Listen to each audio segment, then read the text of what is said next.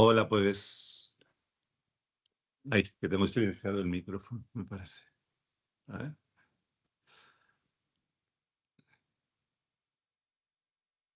Ah, Tengo silenciado el micrófono, me parece. A ver. Se me oye, ¿eh? Sí, se oye bien. Ah, vale. No, pues pone que lo tengo silenciado, ¿no? A ver que me he ido de la aplicación otra vez. ¿Dónde estaba esto? Correcto. Mira, ¿ves? ¿Ahora se oye? Sí, Se sí que oye. se Sí, oye. sí, perfecto. Vale, perfecto. Pues nada, vamos a ir empezando, ¿no? Que si no se nos echa el día, ¿vale? Bueno, pues yo veo muchos conocidos entre los que tenéis la cámara encendida y los que no. Soy Pepe Misiego, soy psiquiatra y bueno, trabajo tanto en IBE Salud, en el Hospital Son Yasser, en la unidad de agudos, y hago colaboración también con algunas mutuas entre ya FREMAP, ¿vale? Entonces me ofrecieron participar en estas jornadas que he organizado, lo tengo aquí apuntado, quién lo ha organizado, porque lo han organizado muchas personas, IBE Salud, IBESAL, SERPA, la Asociación de Mutuas. Entonces, nada, agradeceros que hayáis pensado a mí. Va a ser una charla muy, muy cortita, no os agobiéis, ¿eh? Y bueno, en cuanto queráis, podéis parar si queréis participar y preguntarme algo, ¿vale? No teníamos, o no se tenía muy claro qué enfoque darle, y al final lo que se me ha pedido como psiquiatra es que haga mucho hincapié en la patología psiquiátrica leve, ¿eh? Es una charla dirigida sobre todo a los médicos de atención primaria, y bueno, explicar un poquito, bueno, cómo tratar, cómo contener. Yo creo que os tengo que explicar, que sois vosotros quienes me tendréis que explicar más a mí, pero bueno, vamos a intentarlo. A ver si va esto. Un segundito.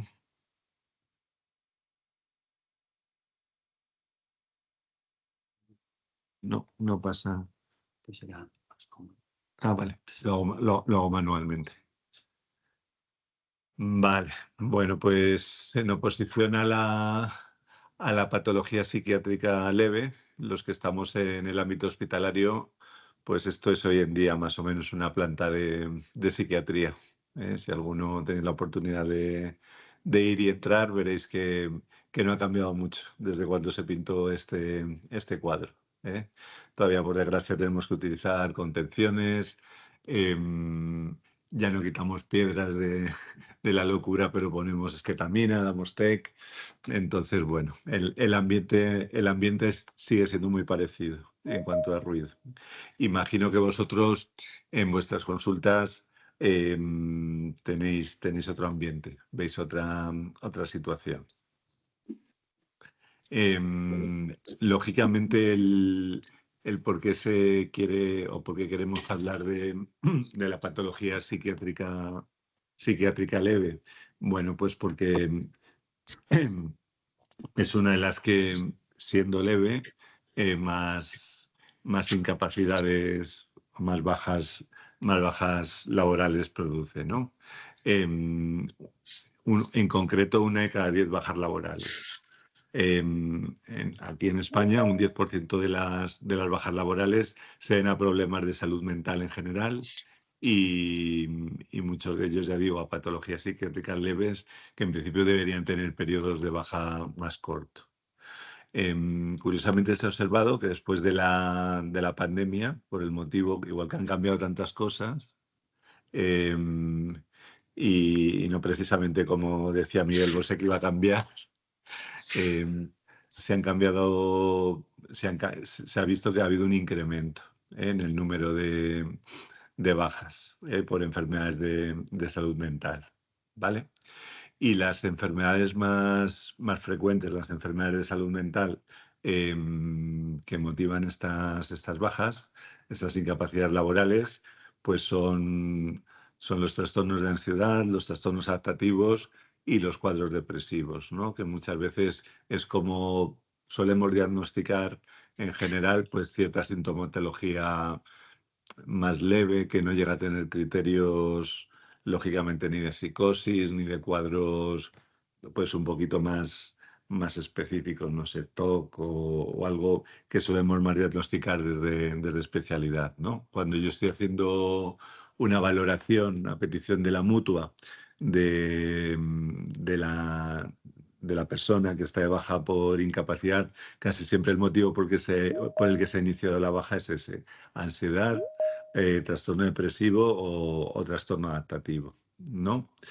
Suelen ser ya sabéis que los motivos más frecuentes de baja suelen ser las de salud mental y las traumatológicas, y que suelen superar en duración al resto de las bajas, que eso también es un dato curioso.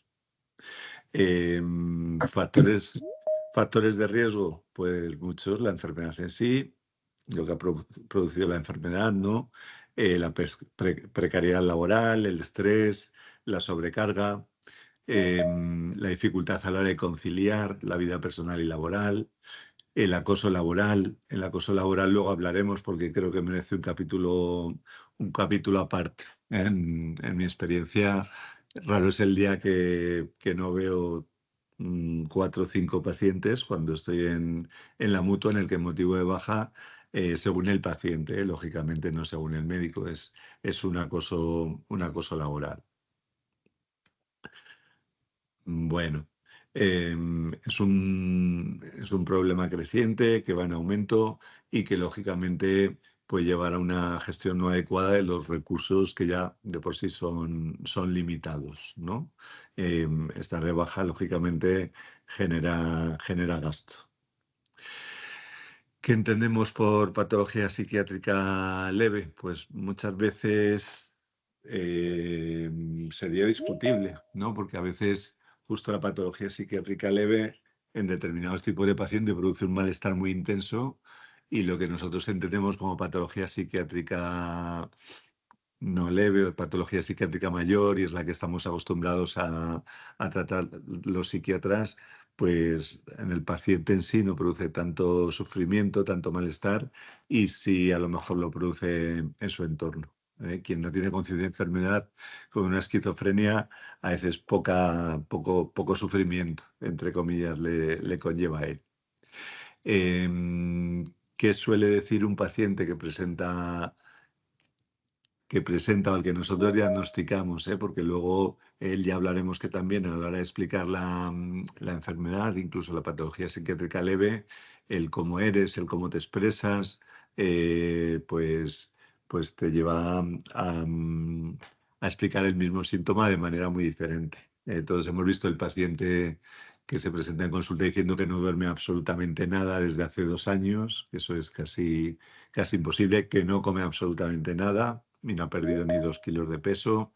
Algunos están magnificando, pero alguno es forma de expresar, alguien que tenga unos rasgos de personalidad más histriónicos, ¿no? Entonces, ahí es muy importante el papel que tenéis los médicos de atención primaria, los médicos que estáis cercanos al paciente, que le conocéis y que sabéis un poquito cómo se va a expresar. Igual que cuando le estéis haciendo una palpación abdominal, va a gritar mucho; cuando le estéis haciendo una exploración psicológica, psicopatológica, pues también se va a quejar un poquito más de lo habitual. ¿Qué se suele afectar o por qué solemos preguntar? Pues el apetito, el sueño, función sexual, deberíamos preguntar, y la repercusión funcional, ¿vale? Aquí nos encontramos con pacientes que tú desde el primer momento entiendes que te lo están contando muy bien, de una forma muy congruente, y luego tenemos la variedad, lo hablaremos también, del paciente que la respuesta es apetito Absolutamente nada. Sueño, absolutamente nada. ¿Haces algo? Absolutamente nada. Bueno, pues ahí algo nos tiene que llamar la atención, ¿vale? Lo que decía al principio, ¿no? Que a lo mejor es poco ortodoxo distinguir patología psiquiátrica leve de grave en cuanto a la repercusión funcional que tiene en el paciente o anímica, pero que es una forma de manejarnos y entendernos entre nosotros, ¿vale? Y sobre todo de cara a la dimensión didáctica de esta exposición, ¿vale? Bueno,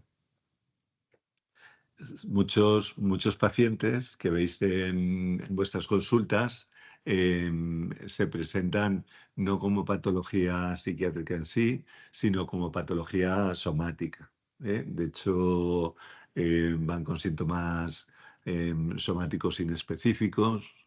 Algunos ha sido ya valorado por algún especialista que le ha desechado y al final lo acaba en nuestras consultas, en la atención especializada, o acaba en vuestras consultas. Ahora que, bueno, pues tenemos la suerte de trabajar con mucha psiquiatría transcultural de otros países, es curioso porque algunas culturas, por ejemplo, estaba pensando ahora en concreto la magrebí, en vez de expresar síntomas físicos, síntomas psiquiátricos, sobre todo la población masculina, casi siempre expresan la patología psiquiátrica a través de problemas somáticos, ¿no? Dolores de cabeza, dolores abdominales, cefaleas, vértigos.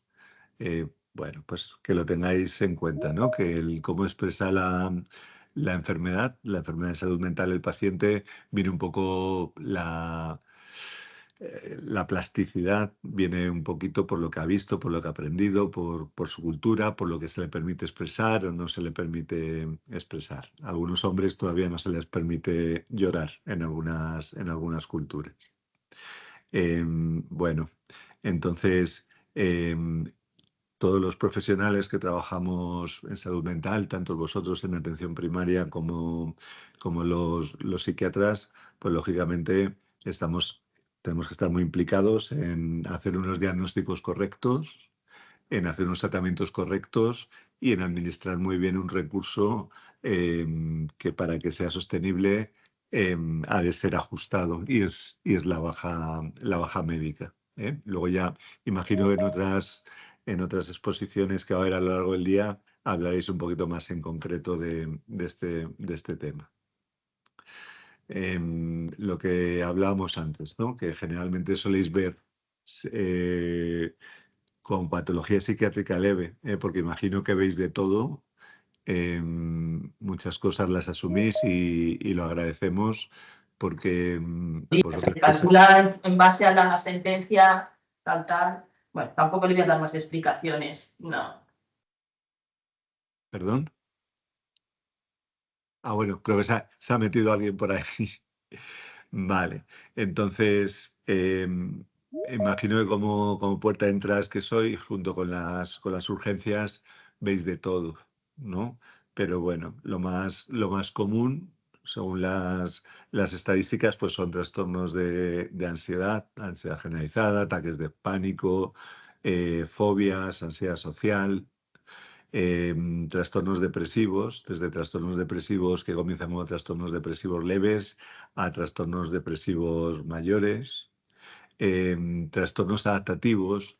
A mí cuando me pregunta un paciente qué es un trastorno adaptativo, no sé qué explicación le dais o cómo elegís ese diagnóstico, yo le recuerdo o le trato de explicar que un trastorno adaptativo es tener una sintomatología ansiosa o depresiva o parecida a sintomatología ansiosa y depresiva, pero relacionada con un problema que tiene uno, con un problema de la vida que tiene uno y que, bueno, está reaccionando en base a ese problema, pero también en base a su forma de ser, de una forma un poquito más desproporcionada. Desproporcionada no es una palabra que guste escuchar, ¿no?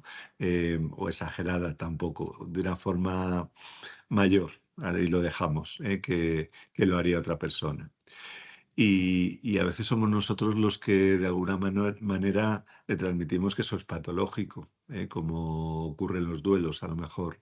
Y lo que le deberíamos transmitir desde el primer momento es que es una reacción normal, normal y que es necesaria incluso para que pueda resolver un poquito mejor ese problema. Veis también mucho problema de una de las plagas que tenemos en el siglo XXI, el sueño, tanto el que no duerme nada como el que duerme todas las noches y tiene pesadillas y entonces también tiene la sensación de que no ha dormido nada, ¿no? Y trastornos de somatización, como hablábamos antes, tanto desde la fibromialgia, ¿no? Se la podemos meter aquí, aunque es un grupo específico, a dolores inespecíficos que, que, que cuando deriváis de diferentes especialistas no terminan identificando como ninguna enfermedad en concreto.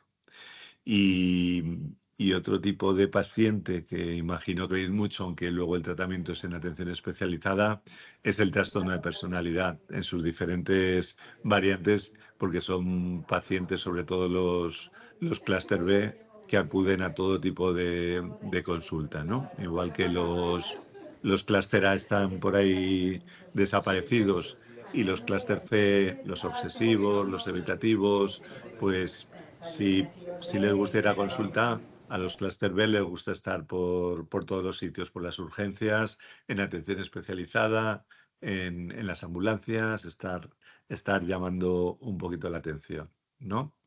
¿Qué dificulta a lo mejor el que tratemos mejor estos pacientes entre todos? Digo, tanto en atención especializada como en atención primaria, pues la alta prevalecencia, que son bastante frecuentes y, como os decía, va más. ¿eh? Em, la, la frecuencia de la consulta a veces no es la deseable, no es lo que nos gustaría para poder ver al paciente. Tenemos que esperar más tiempo del que esperamos. Em, a veces es difícil aclarar el límite entre lo que es enfermedad, lo que no es enfermedad, en los trastornos mentales leves, ¿no? Y luego el impacto funcional que tiene en la calidad de vida, que ya digo que ahí está bien, o yo siempre aconsejaría que venga acompañado por algún familiar, que nos informe un poquito del funcionamiento. Muchas veces nos limitamos a preguntar por su capacidad laboral, pero está bien que les preguntemos también sobre cómo afecta a otras áreas en general. Una de ellas, las redes sociales, ¿no? Las relaciones sociales. Ahora, cuando preguntas redes sociales, todos rápidamente te responden el Instagram, el Facebook. Les explicas que no, te refieres al grupillo de amigos, que si sigues saliendo con ellos, que si lo tienen. Bueno, pues ahí ya también la respuesta te va a orientar un poquito, ¿no? A qué le podemos diagnosticar. Hay personas que directamente te dicen que no saben nada de casa, que llevan tiempo sin ver a los amigos, cuando no es congruente con lo que tú estás viendo en la consulta. Vamos a ver aquí. Bueno, cuando hay un trastorno, una enfermedad psiquiátrica leve, está claro que con un trastorno psiquiátrico grave que ha necesitado una hospitalización, que necesita dosis altas de medicación, que necesita acudir a un hospital de día o que necesita pues un tratamiento más intensivo, la capacidad laboral va a estar alterada. ¿eh? En pacientes con patología psiquiátrica leve, a la hora de decidir si pueden trabajar o no, que a veces es justo por lo que van a vosotros. Alguno va pidiendo tratamiento, pero alguno va pidiendo directamente la baja, ¿no? O según cuentan ellos, cuando yo les entrevisto, el médico me dijo que tenía que estar de baja. Bueno, vete tú a saber qué ha pasado de verdad, ¿no? Si ha sido él quien lo ha pedido, si lo ha ofrecido o no. Entonces, parece que si no les reconocemos esa incapacidad laboral, les estamos diciendo que ni siquiera hay esa patología psiquiátrica leve cuando no es así. Una de las situaciones más comunes, imagino que para vosotros y para mí, disculpad que estoy un poco acatarrado, es el cómo manejar la problemática laboral, que, como dije antes, es uno de los motivos más frecuentes de baja o de bajas mantenidas que yo acabo valorando, ¿no? Para ver en qué situación está.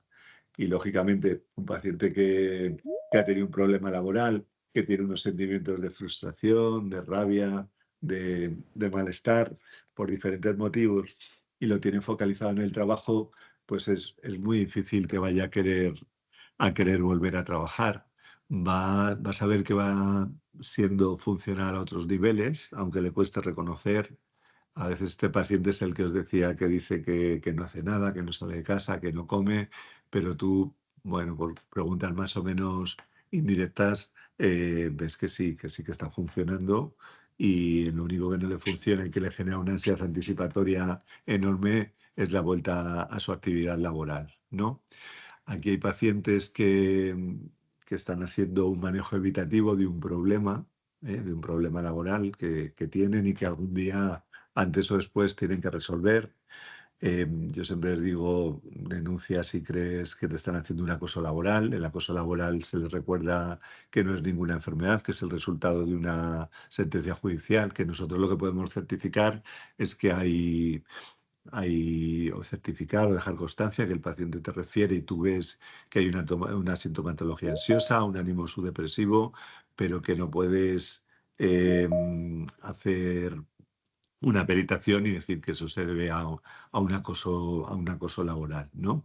Entonces, sí, hay pacientes y también creo que todos sabemos diferenciarlos, ¿no?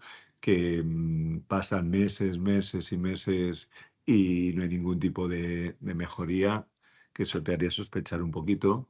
Y hay pacientes que sí te van reconociendo, ¿no? Que van avanzando y que en algún momento lo que queda es eso, la ansiedad anticipatoria. Y hay que darles ese empujoncito, ¿vale? O que valoren las alternativas que ellos crean, ¿eh? Las que yo siempre digo las que dependan de vosotros, las que impliquen a terceros, a jefes, por ejemplo, que quieren un cambio de turno, quien quiere un cambio de centro, pues eso se puede proponer, pero no depende solo de él, ¿eh? El de él dependerá otro tipo de alternativas, ¿no? Bueno, el trastorno adaptativo, ya hemos ido hablando un poquito de él. Em, Disculpad porque al arreglar la presentación se ha borrado justo lo que quería comentar, pero bueno, lo recuerdo. ¿Qué hacer con un trastorno adaptativo? Pues no hay evidencia, aunque todos, y yo el primero, tengamos tendencia a pautar un ansiolítico, un antidepresivo, no hay evidencia de que a largo plazo eso vaya a mejorar el pronóstico, ¿eh? Lógicamente, a todos nos es muy difícil, ¿eh? Yo comentaba el otro día con un residente que cualquier paciente que venga a urgencias o que veamos acaba saliendo con un diagnóstico y con un tratamiento. Nos resulta muy difícil no diagnosticar, no tratar y, bueno, a un trastorno adaptativo en el que estamos entendiendo que la solución o cómo va a mejorar es resolviendo sus problemas, pues lo ideal sería ese, si dispusiéramos que no es así de los psicólogos adecuados, de que les diga alguna estrategia más de manejo, quien la necesite, que no todos lo necesitan, algunos no lo quieren utilizar, parece que el apoyo psicológico es lo que más ayuda. Pero ya digo, ni por tiempo ni por recursos, pues a veces lo que nos encontramos es que tenemos que bajar un poquito la ansiedad con un ansiolítico, con un antidepresivo, y bueno, va pasando el tiempo, el paciente a veces mejora y atribuimos esa mejoría a nuestra medicación y en realidad no hay ninguna evidencia de que haya sido esa medicación. Así a lo mejor esos consejos que les hemos ido dando, ¿no? Mientras les dábamos la medicación, si hemos podido. Lo digo para que lo penséis y sobre todo por no iniciar en este caso, cuando diagnosticamos un trastorno adaptativo, no iniciar una escalada de medicación porque no va a resultar, el paciente va a tener unas expectativas que no son realistas de lo que puede hacer o no puede hacer la medicación. muchos cambios de medicación, a veces porque creemos que no está funcionando y ya digo que es que estamos pidiendo peras al olmo. El trastorno depresivo, ahí lo dejo como esto queda grabado un poquito los diferentes tipos de patología asociada a los trastornos afectivos. Veis que ahí abajo del todo está la distimia. Pues la distimia es otro trastorno en el que yo no insistiría demasiado en la medicación, ¿vale? Les tenemos que poner también una medicación, se nos van a ir enfadados o nos va a resultar complicado a nosotros el que se vayan de la consulta sin algún tipo de medicación, pero bueno, son pacientes, sobre todo mujeres, en el es muy típico. Yo cuando iba a Mallorca me llamaba la atención que te decían que no recuerdan, que dejaron de ser felices el día que se casaron, ¿no? Recuerdan la infancia, la tienen un poquito idealizada y luego ya nunca han vuelto a estar bien, ¿no? Entonces, lo digo por diferenciarlo de cuadros depresivos, de trastornos adaptativos, de otros cuadros más limitados. La depresión, un episodio depresivo mayor y cuanto más endógeno sea, la duración es limitada, no dura indefinidamente, ¿vale? Entonces, personas o pacientes que te vienen y que el motivo de baja es un cuadro depresivo y que dura o te comentan que llevan años así,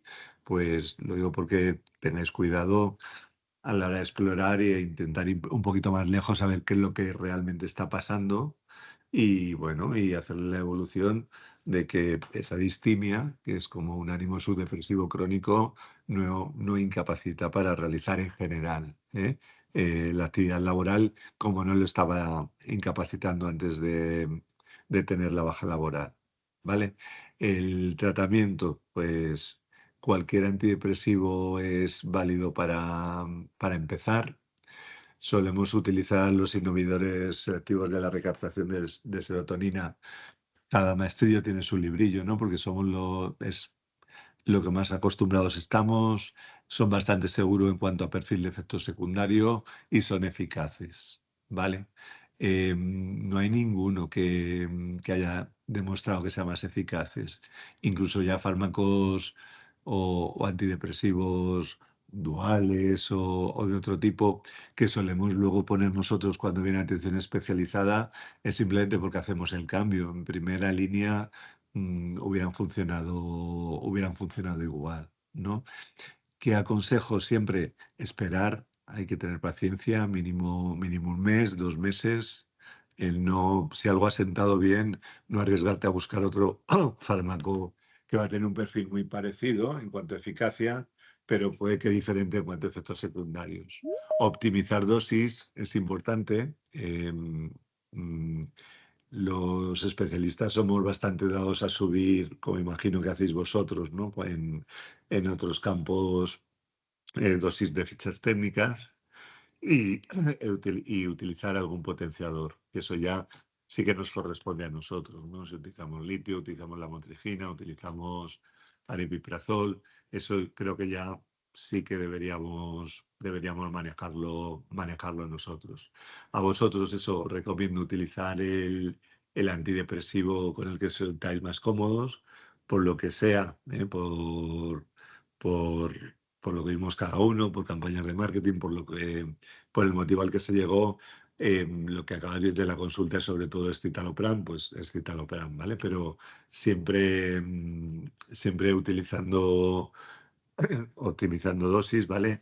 Empezando de una forma progresiva. Lógicamente, si el paciente en otro cuadro depresivo o en otro trastorno de ansiedad ha tomado otro fármaco y le ha funcionado, no porque hayan pasado unos años tiene por qué dejar de funcionar ni se ha quedado anticuado. Cuando un fármaco sale algo que es totalmente diferente y que le supera en eficacia y en perfil de efectos secundarios, desaparece. De hecho, lo habitual es que en eficacia no mejoren, por ejemplo, nada superado al anafranil, pero por ejemplo sí en efectos secundarios. Si no es un fármaco que utilizamos ahora de primera línea, precisamente por eso lo reservamos para situaciones en las que no hay respuesta a otros fármacos. La ansiedad, bueno, pues también un algoritmo para el diagnóstico, que lo podáis ver un poquito más despacio por si le queréis poner luego un apellido o simplemente dejarlo ahí en ansiedad. Algunos ya como el trastorno estrés postraumático, pues es un poquito ya más de especialista, ¿no? Em, el, el tratamiento. Bueno, pues a la hora de tratar, yo lo resumiría diciendo que es bastante parecido al trastorno antidepresivo. Acabamos utilizando un antidepresivo. Al principio, si el paciente nunca ha tenido esos niveles de ansiedad, no ha tenido nunca una crisis de pánico y le asusta mucho y no sabe manejarlo de otra forma y no tiene ningún tipo de apoyo psicológico, pues se puede empezar con alguna benzodiazepina, con pregabalina, con algún otro tipo de ansiolítico, que puede ser un antipsicótico, pero la idea es que el papel ansiolítico al final lo obtengamos del antidepresivo, ¿vale?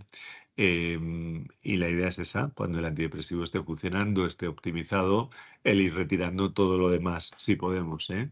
Que hayamos utilizado en un primer momento, mientras el antidepresivo se toma sus 3 o 4 semanas, ¿no? Que tarda en hacer efecto. Em, bueno, aparte del paciente, tenemos pacientes graves, con patología psiquiátrica mayor, tenemos paciente con patología psiquiátrica leve y tenemos, pues, en psiquiatría a lo mejor más que en otras especialidades, pues pacientes simuladores, es la mejor forma de llamarlo, ¿no? Pacientes que sin ser simuladores, a la hora de resolver cualquier problema, antes hablábamos de los problemas laborales, encuentran en la enfermedad una ganancia primaria buscada o secundaria. Secundaria quiere decir que no es lo que buscaba él primariamente, pero bueno, al ver que ciertas situaciones que no sabe manejar de otra forma, por ejemplo, no me voy a referir solo a la problemática laboral, por ejemplo, problemática de pareja, de ruptura de pareja, pues la atención viene por parte tanto de sanitario, del entorno familiar, a través de la enfermedad, pues eso puede contribuir a que se mantengan determinados síntomas meses, años. Influye tampoco un poquito también la enfermedad de la personalidad de base, personas más dependientes, más evitativas, pero bueno, recordad que existen los simuladores, ¿vale? Una forma elegante, porque lógicamente poner en un informe que un paciente es un simulador, primero lo tienes que tener muy claro, es poner un código Z, ¿no? Que un código Z, según la CIE, la clasificación CIE o la DSM, es una persona que, bueno, pues que está triste, que está más desanimado, pero porque ha tenido un problema. No llega ni siquiera a lo que es un trastorno adaptativo. Los trastornos de personalidad, pues lógicamente van a funcionar, los trastornos de personalidad, no los rasgos disfuncionales, trastornos de personalidad, sobre todo los inmaduros, ¿no? El clúster B, el, el trastorno límite de personalidad, el trastorno histriónico, el narcisista, el antisocial, van a funcionar muy mal en todos los campos, van a funcionar muy mal en la relación con nosotros, en la relación terapéutica y van a funcionar muy mal en los trabajos. Y va a ser un motivo de, bueno, de baja, de no querer volver a trabajar. Vas a ver que siempre detrás hay una historia de cambios constantes de trabajo, de cambios constantes de pareja, de familia, de entorno, o sea, de mucha inestabilidad a todos los niveles, ¿no? En el fondo, lo que les caracteriza como grupo, el clúster B, es la inmadurez que se va a ver a todos los niveles. Yo siempre digo, por resumir, que son personas de cierta edad que en el fondo tienen 14, 15 años, ¿vale? O que utilizan estrategias que se hacen adaptativas, pero que en otro momento ya dejan o han dejado de serlo, ¿vale? Y luego, por último, recordaros que ahora, desde hace unos años, en salud mental, Trabajamos no solo en las unidades de salud mental, tenemos muchos programas específicos, programas de atención perinatal, programa de prevención de suicidio, hospital de día. Son recursos en los que no siempre el que el paciente vaya allí significa que tenga una patología psiquiátrica mayor o que sea incapacitante para realizar su trabajo. Lo digo sobre todo por el APS, el Programa de Ayuda a Prevención de Suicidio, que a veces, eh, si uno no sabe muy bien de qué va ese programa, entiende, ¿no? Y tal y como suena, que es que eh, está en una situación muy grave y lógicamente lo ha estado en algún momento, pero luego pues están trabajando otros aspectos, entre ellos rasgos disfuncionales de personalidad y no solo no es inconveniente de trabajo, sino que es conveniente dentro del proceso de rehabilitación. Y bueno, por mi parte, creo que eso es todo. Agradeceros la atención, que desayunéis pronto si no habéis desayunado. Y no sé si por ahí tenéis alguna pregunta que pueda contestaros.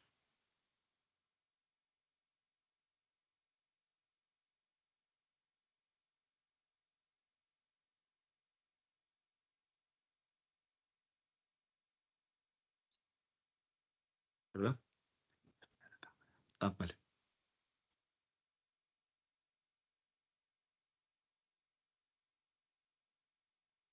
Ah, ahora me veis, ¿no? Porque antes estáis viendo la presentación, pero no me estáis viendo a mí. Pues lo dicho, si alguno tenéis alguna pregunta o hay alguna parte que no haya quedado clara. Bueno, buenos días. Hola, buenos días. Bueno, sí, soy Rafael Palmer de Livasal. Bueno, Ujú.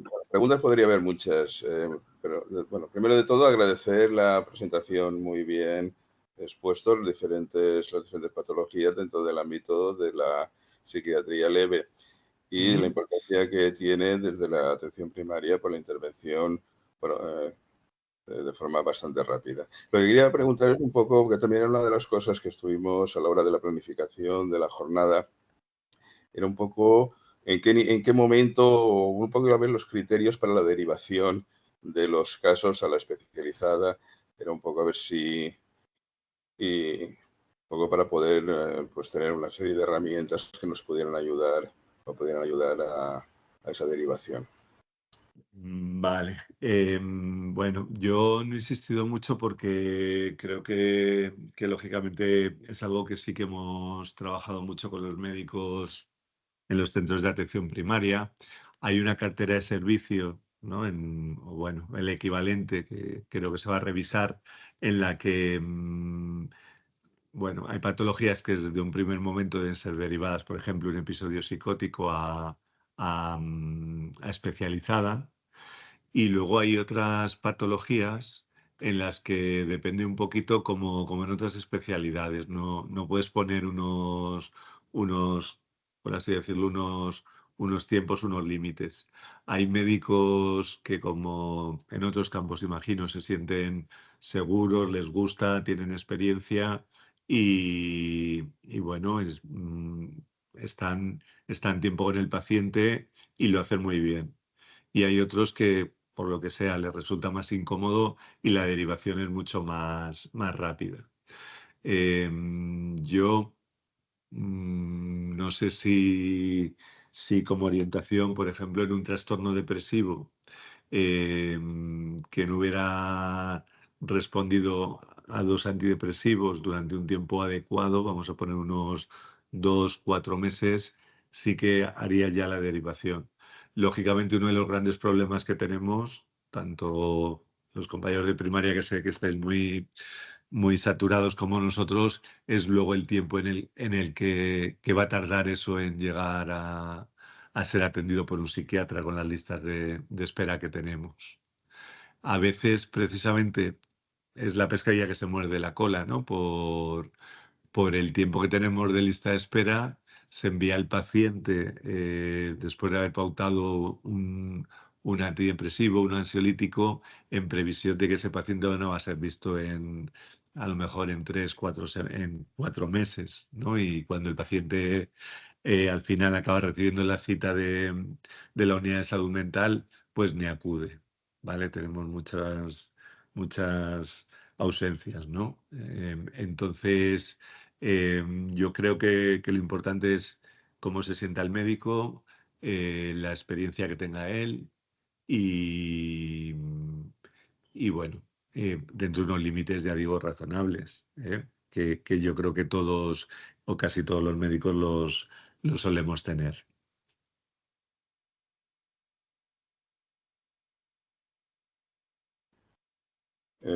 Muchas gracias por la respuesta. Vale, ya ¿Hay digo, algún? siento no darte tiempos concretos porque sería muy difícil funcionar así, ¿vale? Lo Sí, pero digo, bueno, lo sí, entiendo, lo entiendo. sí, Lo que entiendo. entiendas que, por ejemplo, un antidepresivo, pues 3, 4 semanitas hay que darle, ¿no? Antes de empezar a ver, en el mejor de los casos, la primera o cierta mejoría, ¿vale?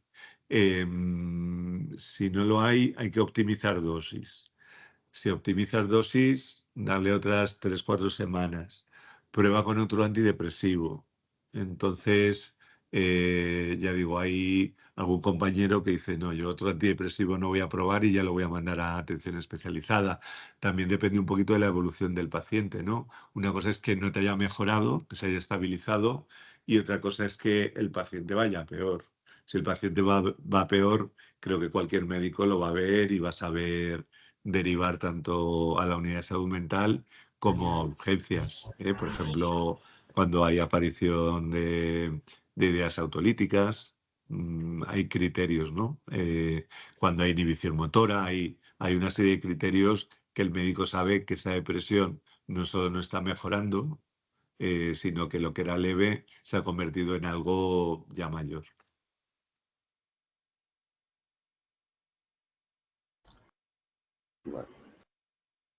Bueno, hay otro de los campos que, bueno, a lo mejor no es el momento ahora, sino que esto se deberá explorar en el futuro. Es un poco lo que has comentado para otra reunión. Pues bueno, has comentado el tema de la problemática laboral. Nosotros, Ujú, desde Rivasal, es uno de los elementos en los cuales trabajamos. Pues es importante pues en estos trastornos en los cuales hay un componente de un factor del ámbito de la empresa, pues el que el trabajador pues ya empiece a tomar conciencia de esa problemática y de la necesidad de tomar medidas para darle una solución. Pues nosotros desde el IBASAR ya llevamos pues tiempo trabajando en este ámbito y bueno, somos un elemento de referencia en la cual siempre se puede pues, interaccionar con nosotros. ujú, Una interacción directa por parte del paciente, se nos derivan en algunos casos, se está sí. trabajando para la instalación de un protocolo, lo que pasa que antes teníamos 2 personas para poder atender y en este momento estamos con una sola. Por Ujú, tanto, la capacidad de recepción está limitada, pero bueno, si conseguimos reforzar que se se incorpore otro psicólogo más, ujú, pues digamos, no es para hacer terapia, no es para hacer psicología clínica, sino es para poder pues, conocer el problema que hay en el ámbito laboral e intentar interaccionar con la empresa y mirar de buscar una solución. Dentro de este ámbito, pues lo que también nos interesa es que desde los propios, no solo que el trabajador venga pues de forma directa, sino con una cierta derivación, con un cierto elemento de conocimiento de la problemática y también también una posible interacción con nosotros a la hora de poder reorientar el problema. Por tanto, ujú. pues bueno, estamos en este campo. Si los recursos se nos incrementan, claro, en el ámbito médico de momento estoy yo solo y en lo que Sí. comento, en el ámbito psicológico pues está la jefa de sección, María José Fernández, que es la que Mm, pues lleva estos temas. Y claro, no solo llevamos los casos concretos de problemáticas laborales de trabajadores, sino que hay toda una serie de elementos de seguimiento preventivo y de otras campañas en las cuales estamos trabajando, lo cual nos da una limitación en este ámbito. sí, pues la verdad es que es una línea a seguir y muy importante porque, bueno, hemos hablado de ello, yo no me he metido porque lógicamente excedía un poquito lo que me habían comentado que hablara en esta exposición, que dijeron que que no duraba más de media hora. Pero bueno, detrás del mundo de la problemática laboral, pues hay como varios submundos, ¿no? Está el que directamente no voy a trabajar porque mi jefe me ha cambiado a turno de noche, que ahí poco vas a hacer, al que realmente no tiene recursos de afrontamiento. Nosotros no somos jueces, no tenemos que creer, ni no creer, ni dejar, pero ves un poquito por dónde tira el paciente, ¿no? Entonces, sí que les deberíamos saber muy bien los médicos que vemos conflictos laborales, dónde dirigirles, ¿no? Para que, primero, por desmedicalizar eso, que entendiera. Hay pacientes que cuando yo les veo me dice, el médico me ha dicho que es que los psiquiatras en el centro de salud mental, todo lo que es laboral no se ve. Y yo sé que en algún centro es así, que ponen problemas laborales, se excluye la cartera de servicio, ¿no?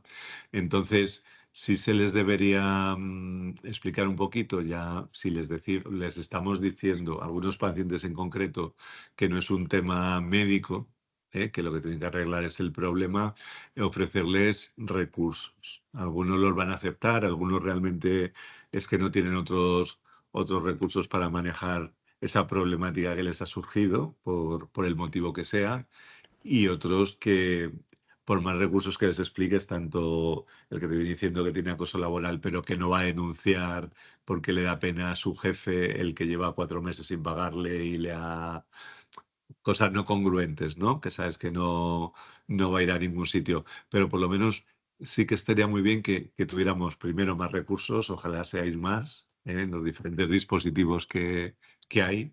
Y no sé si siempre tendríamos que ser del ámbito sanitario, ya que estoy hablando de desmedicalizar o creo que tiene que haber un poquito de todo porque hay diferentes perfiles. Yo creo que todos los que estáis aquí habéis trabajado en esto y sabéis lo que os estoy diciendo, ¿no? Con esos perfiles de pacientes, ¿vale? Entonces, hay algunos por ejemplo, alguna herramienta, ya hay alguna empresa, que yo creo que con desde un punto de vista de gestión de recursos humanos, ofrece ya apoyo psicológico a algún paciente que está de baja, aunque su interés sea el que esté el mínimo tiempo de baja, y ayuda a algún perfil de pacientes, ¿no? Y luego ojalá la justicia pues le pasara como a nosotros, que tuviera más medios, fuera más rápido, y en ese otro perfil de más simulación o de pura ganancia secundaria, todo fuera más rápido. ¿Vale? Porque creo que disminuirían muchísimo las bajas que tenemos. Pues muchas gracias. A ti.